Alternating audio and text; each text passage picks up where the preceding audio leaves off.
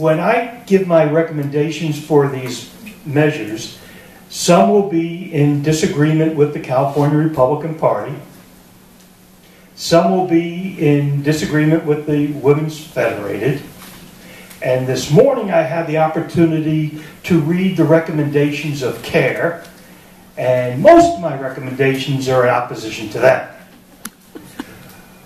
But I come from not a conservative value system for my recommendations, nor from a libertarian value system. There's a new phrase and a new movement called conservatarianism. Conservative on economics, libertarian conservative on social issues, and libertarian on economic issues. And it does marry. Some of you may read the Flash Report. John Fleischman is also a conservatarian, and there are many of us who do a lot of writing in the state of California from the so-called conservative point of view that are actually conservatarians. And it is a large growing movement, no formal organization or anything, but it is an ideology marrying the two prime philosophical systems of our time, conservatism and libertarianism. So with that, let me give you Prop 51. Prop 51 is what's wrong with America. Prop 51 is a school bond, not created by the educators. It was created by the unions and the construction industry. It is $18 billion. Now, the fraud that the Secretary of State sent out says $9 billion. That's a fraud, because it doesn't mention the $9 billion in interest costs to go along with the $9 billion in principal. $9 billion for California schools, $9 billion for Wall Street. This is an $18 billion bill. Even Jerry Brown is opposed to this. He thinks it should only be $6 billion. But this is a way for the corporations to make money. Schools didn't ask for it. The educators didn't ask for it. The unions wanted the jobs. The crony capitalist construction companies wanted the work. So now we have Prop 51 on the ballot. I'm voting no on Prop 51. Prop 52 is the measure for hospital fees to be continued for the money to go to Medi-Cal so we can continue to finance the Medi-Cal system. Actually, the money goes to the insurance companies and one other group. Why do we need extra money for Medi-Cal? Because last year the State Senate and the State Assembly passed a bill signed by Governor Brown that gives 200,000 illegal aliens free health care through Medi-Cal. But Senator Lara in the bill did not finance it. Hence Prop 52. Now, the hospitals are going to pay a fee. Read what the Secretary of State sent out. The hospital is going to pay a fee. That's a lie also. Hospitals have never paid a fee for anything. The patients do. The insurance companies do. The hospitals don't pay anything. They just pass along the fee in the way of higher prices. So Prop 52 is a fraud from the beginning to end, and its only purpose is so that illegal aliens and the insurance companies come out on top. Prop 53... So you say no on 52? No on 52. Prop 53 is what's called the revenue bond measure. If you read the headlines and read what it says on the top part of it, this is the one that ends the choo-choo train to nowhere and the Delta Tunnel, which is water moving from north to south like a tourist, but no new water being created for a cost of $68 billion. Under Prop 53, if passed, anytime a government agency is trying to sell bonds $2 billion or more, they have to come back to the voters for the vote. And of course, you vote against. We now know how bad the choo-choo train to nowhere is, and you'll vote no on that. As Ross Perot said, The devil is in the details. So, I live in Ventura County, and periodically the Board of Supervisors talks about expanding our Ventura Airport. If you blink, you'll miss it. It's up near Camarillo. But we do have an airport run by the county in Ventura County. But it's part of a joint powers agreement. So if somebody got the brilliant idea of putting a bond measure for $2 billion or more on the county ballot, then the people to expand the airport, then the people of Ventura County would get to vote, yes or no. As well as the people in San Luis Obispo County, you get to vote on it. And the people in Placer County. The whole state gets to vote on our expansion of our airport. If there's a joint powers agreement, make it a little more local. A water district. A water district that has problems needing to bring up to speed the sewer system. $2 billion bond. I get to vote on your water issues if it's a $2 billion or more bond. Now, do you want somebody from Ventura County voting on whether or not to indebt you? That's what Prop 53 does. I'm opposed to Prop 53. I'm voting no on it, and I would urge the person behind it, a guy by the name of Dean Cortopesi, to come back with a clean one next time to get rid of this joint powers agreement stuff. And by the way, who is Dean Cortopesi? No one's heard of him, right? He's a Stockton farmer. He put up close to $3 million in order to put this on the ballot. Who's Dean Cortopesi?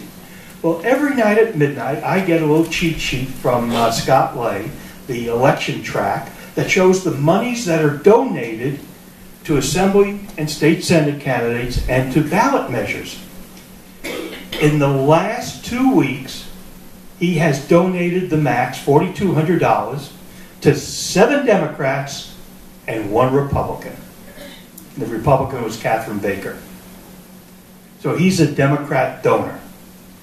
And the CRP is supporting this. I believe I know the Howard Jarvis Association is supporting it.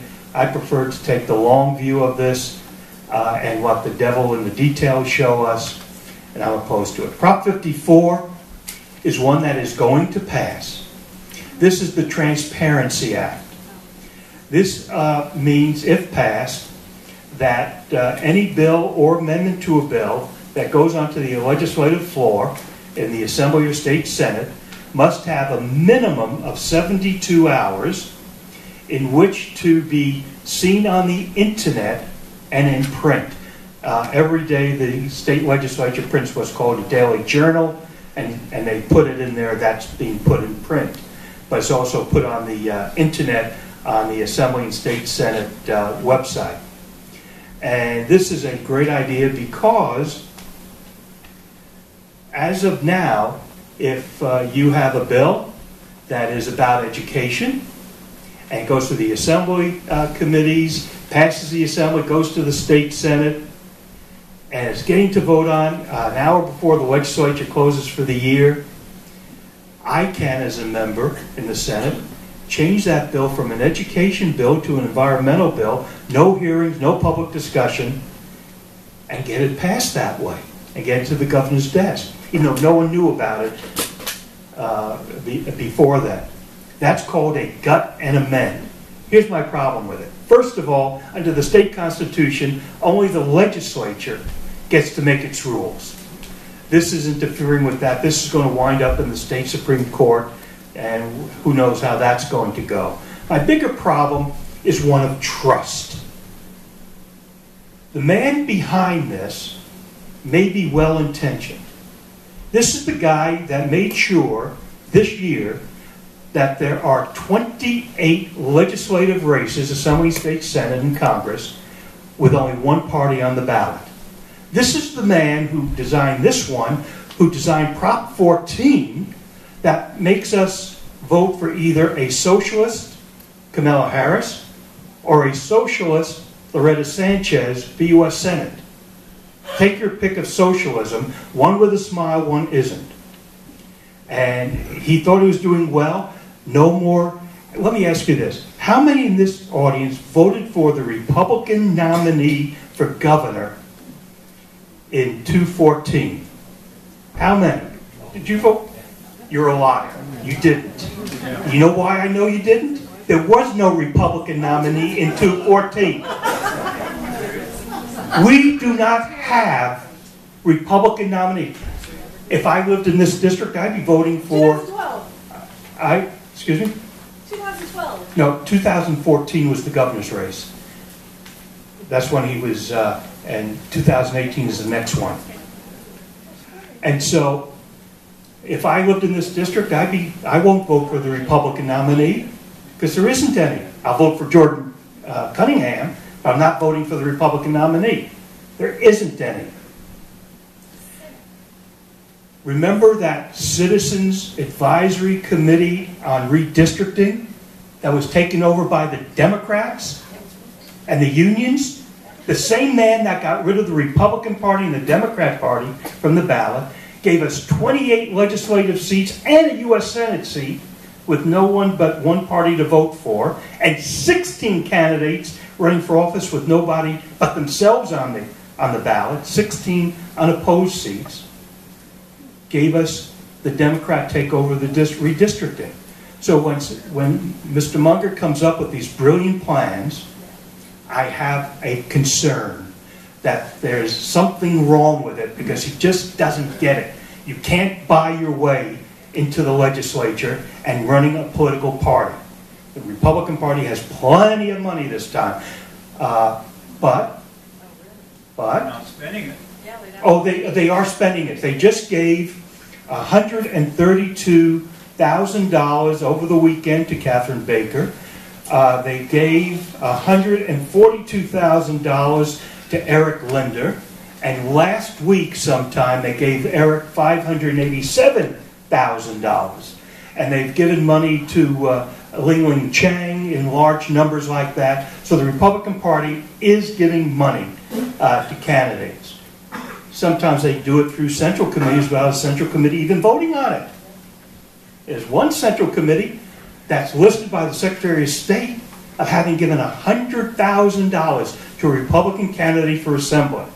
And when I checked with people in that central committee, they never voted for it. How does that happen? That's a good question. You should ask people here in San Luis Obispo County. You gave the money without a vote. Without a vote.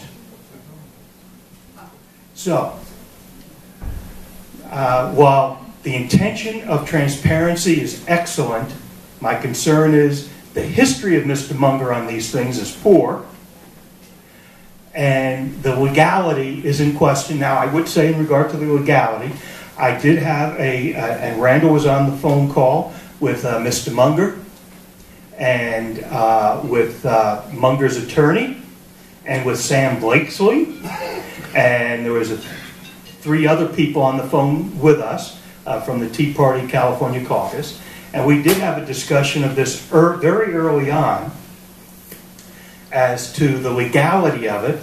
And of course the attorney said he wrote it, and so he knows what's in there. It's totally legal. We'll see what the Democrats are going to sue to stop it, and we'll see what the Supreme Court says. 55. So 54 you say? 54 I'm voting no. The California Republican Party and the Women's Federated are saying yes to it. So I'm trying to be as totally open and honest as I can. Prop 55. This proves Jerry Brown is an honest man. I know that's shocking for me to say that. In 2012, he passed Prop 30, which was a $42 billion tax increase, $6 billion a year for 7 years, $42 billion in total, and he swore he would not ask for an extension of Prop 30, and he has kept his word. His friends have done it for him. This is a $140 billion tax increase, but it's for the kids. It's going to go to schools. I don't understand that because it's not. But if this is a $140 billion tax increase. It's something the Democrats always need more money, and the only way we're going to have a limited government is to squeeze the money out of it. So I'm voting no on 55. Prop 56, I have a conflict. I have a disclosure. I am working professionally to defeat Proposition 56, so I'm saying that up front. This is the so-called tobacco tax. Only 13% of it goes to the prevention of smoking. Under Prop 98 that we passed, 43% of this money, which would be $600 million a year, of the $1.4 billion collected, should be going to education. But they've exempted themselves from it, which is why this is a constitutional amendment. It's the only way they can exempt themselves from Prop 98. So on Prop 55, they're begging for more money. And on Prop 56, they said we don't need $600 million a year. So they need to get, go to their psych and get their therapy done so they can figure out which side the schizophrenia is on. So again, I'm voting no on Prop 56. 57 is the Criminals' Bill of Rights provided by Jerry Brown. Let me ask this question. Is there anybody in this audience that believes rape of an unconscious woman is a non-violent crime? Is there anybody? If Prop 57 passes, it is now defined as a non-violent crime. Rape of a woman who's unconscious. Child abuse is a non-violent crime. Hate crimes are a non-violent crime. Assaults are a non-violent crime. I was at an event last Saturday, a week ago Saturday, with Governor Pete Wilson and several DAs and the heads of statewide law enforcement agencies or organizations at the home of Congressman Elton Gallagher. And it was noted that there was one man who had a series of rapes. He was sentenced to 100 years. And if this passes, he's only served 8 years. When this passes, he can apply for his parole. He can get out after 8 years. And all he has to do is have good behavior, and all of these other people, good behavior, and as long as they serve 2% of their sentence, they could be let out. 2% of a sentence. Judge, is that what you would do? Probably not. Oh, good. And so I'm voting no on 57. 58? What's the rationale? Why are they trying to do that? Because they they believe that the jails and the prisons are too crowded, and there are too many nonviolent criminals that are put in jail. But what they've done is they've made a lot of violent crimes, like rape of an unconscious woman, into a nonviolent crime. So they're trying to get as many people out of jail. Just like Obama's trying to get terrorists out of Gitmo, Jerry Brown's trying to get murderers and rapists out of San Quentin. As long as it doesn't happen to their family. Well, you have to remember, Jerry Brown, Barack Obama, these people all have armed bodyguards 24/7 that you pay for. So this is not going to happen to their family. Also, there is the problem of the federal court orders continually interfering with the California justice and penitentiary system. Right, we do have that. Let me move on to Proposition 58. How many people here would be opposed to the English Proficiency Act? Anybody opposed to English proficiency in our schools? What's it mean? What it means is they want to segregate students by language and not teach them English. That's what the English Proficiency Act is. This is a return of bilingual education. But the liberals have figured out they have to have good, responsible sounding names for their ballot measures. So by segregating students by language, this is called English Proficiency. It's a return of bilingual education, which was a total failure, which caused us years ago to pass Proposition 224 to end bilingual education in California. Now they're trying to bring it back as English Proficiency. I'm voting no on 58. 59 is worthless, absolutely worthless. This is the so-called Citizens United advisory measure put on by the legislature. And what does it do? It tells the congressmen they're stupid. Why? Because it tells the congressmen that if passed, they have the right to present a constitutional amendment to end the Citizens United decision of the Supreme Court. Well, let me give you a hint. They don't need a measure by the people to do it. Any one of the 435 members of Congress, 100 members of the Senate could do it without your permission, like it or not. And in fact, the Democrats have tried to do it and it's failed. But it's going to cost close to $1 million to be on the ballot and the counting of the ballots and for the printing of the material. I'm sure you all read intently, there'll be a quiz after this, of the 224-page 4-point font document the state of California sent you. Prop 60, Well, what's that? Yes? that's a no on 59. Prop 60, I've been doing politics since 1960. When Randall said I worked on the Reagan campaign, he left out it was Reagan for governor in 66. And I worked with people like Sean Steele and Dana Rohrabacher. We all worked together in Youth for Reagan in 66. But Prop 60 is the one that's going to make me a multimillionaire. Even though I'm going to vote against it, I hope it passes because I can become rich, very rich off this. This is the measure that mandates that porn stars wear condoms. Now, how am I going to get rich off of that? I'm going to cut a deal with the porn companies. They'll get a percentage. And I'm going to sell the right at $150 a shot for anybody who wishes to pay to go into the filming of these porn movies to monitor the use of condoms. And you're going to have to look very carefully to make sure they're wearing their condoms. And if it takes all day for your $150, it's your time and money. But I'm going to become wealthy off of that one.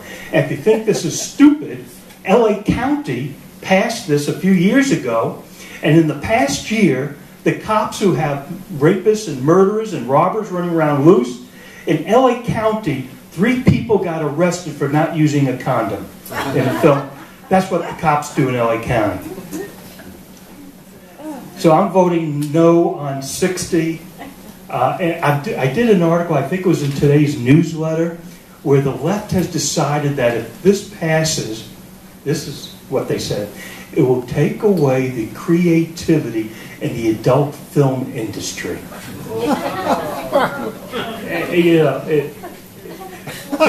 This is why Fallon and Kimmel can stay on TV. As long as California exists, and leftists in California exist, they'll always have a job telling about what Californians do. Prop 61, I should note here, again, disclosure, I'm a Vietnam veteran, and so this concerns me personally. This is the one where drug prices paid for by the state of California must equal to or be less than the drug prices that the Veterans Administration pays for their drugs with the drug companies. One problem. Prior to this getting on the ballot, the state of California asked the VA for its price list that it pays. And they informed them that they signed a as part of their contract with the drug companies, there's a confidentiality clause. So that one Pfizer over here doesn't tell Bayer over there what the costs are, because that would hurt their competition. And I understand that's business, and I accept it. And now they think that passing a law is going to invalidate federal contracts with a confidentiality clause. But the bigger problem is, were it to pass, that means the prices that the drug companies get from California, Medi-Cal, etc., is going to be less, meaning less money for the drug companies, less money for research. That doesn't help anybody. And of course, the VA may wind up higher prices because of this to make up for it. which is what's going to happen. So the co-pays for the veterans go up. There's nothing good from 61. I'm voting no on 61. 62 and 66 go together. Two peas in a pod. 62 kills the death penalty. 66 makes the death penalty easier to do. In California, there are dozens of people, over 100 actually, who've been on death row over 20 years, many over 30 years, and Judge, you're going to like this. One of the death row inmates who's been on death row for 32 years has recently filed a lawsuit claiming that being on death row for 32 years is cruel and unusual punishment and he should be let out. He does not mention that he had filed all the lawsuits, frivolous that they were, to keep him on himself on death row for 32 years. But this is the problem. We can't use the death penalty. Since 1978, we have executed 13 people. We have spent $5 billion, but it's not to execute the 13 people. It's for all those appeals of all the 750 people that are on death row today.